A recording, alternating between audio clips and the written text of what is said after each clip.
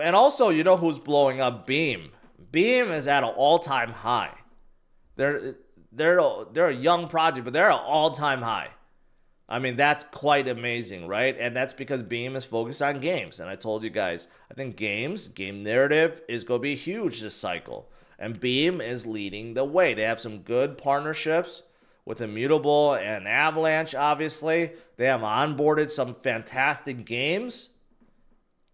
And one of their bigger ones, Forgotten Playland, is about to launch their own token in 2 days. So Beam is doing very well as well. So yeah, there's a lot of great projects in this space.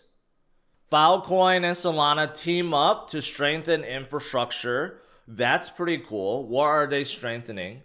Well, according to Filecoin, the block history, okay, will be stored on Filecoin. And it'll be usable for providers, explorers, indexers, and anyone needing historical access. So basically, it sounds like just historical access, right? I know Solana back in the day was using Arweave for their storage backbone. And then they developed their own. So it does seem like, like NFTs and anything else that's current that needs to be stored is not using Filecoin. But Filecoin itself will be just used for the history of the blocks. I don't know. Maybe it's a little bit more than that. But regardless, it's good for Solana. Anything to make it more efficient is good. And it's good for Filecoin because it's one of the major L1s that will be utilizing them for storage. That's good. And also, Filecoin has been making moves. They actually have a partnership with Lockheed Martin. I didn't know that. That's pretty outstanding. And according to Filecoin, 99% of the total data stored across all platforms is stored on Filecoin. I also didn't know that. That's pretty staggering. 99% of all decentralized storage data is on Filecoin. Coinbase Commerce is going to add Solana Lightning Network. That's obviously pretty good. Coinbase Commerce is a way to onboard users, platforms, businesses, and so forth, right? And if they're going to add Solana as a currency, that's going to be absolutely enormous, right? So Solana, obviously one of the ones that I support because I think they're going to have a phenomenal future. That's awesome. But also we know Chainlink. Chainlink has been doing very well too. And you got mysterious people that are just loading up on Link. Link Marines getting stronger every single day. And you see all these buying, all from mysterious whales. No one knows who they are.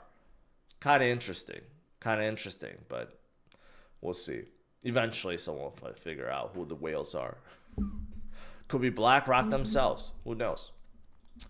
Also, a lot of people have been focusing on AI. Obviously, BitSensor is leading the way, but OpenAI Sora is also doing very well. OpenAI on Friday shocked the hell out of me because they produced some footage, some text to video footage that I still don't believe that are AI generated. They're just too damn good.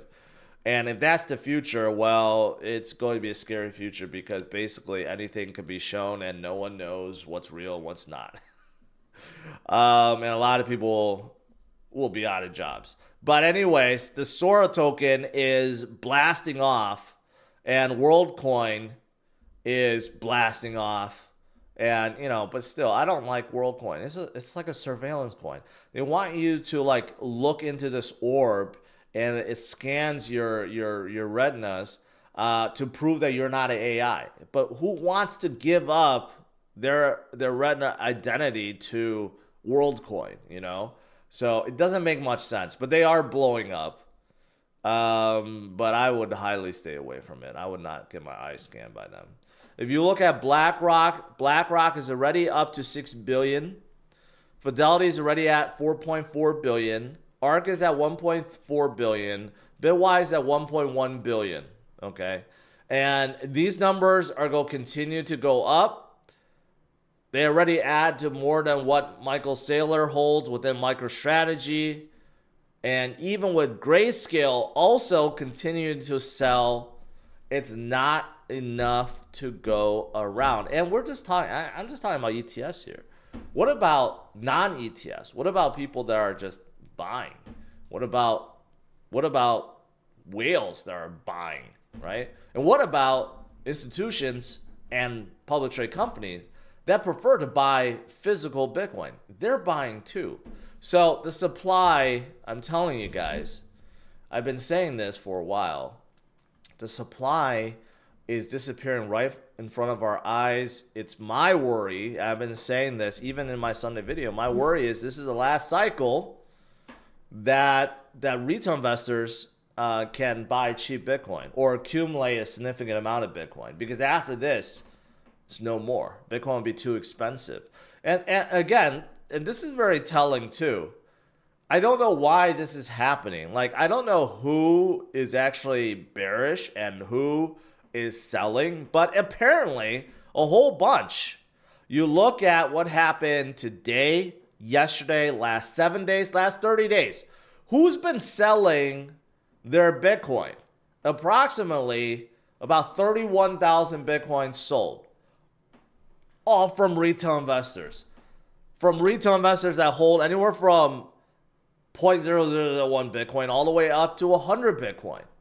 I don't know why at this point anyone would be feared out of the market.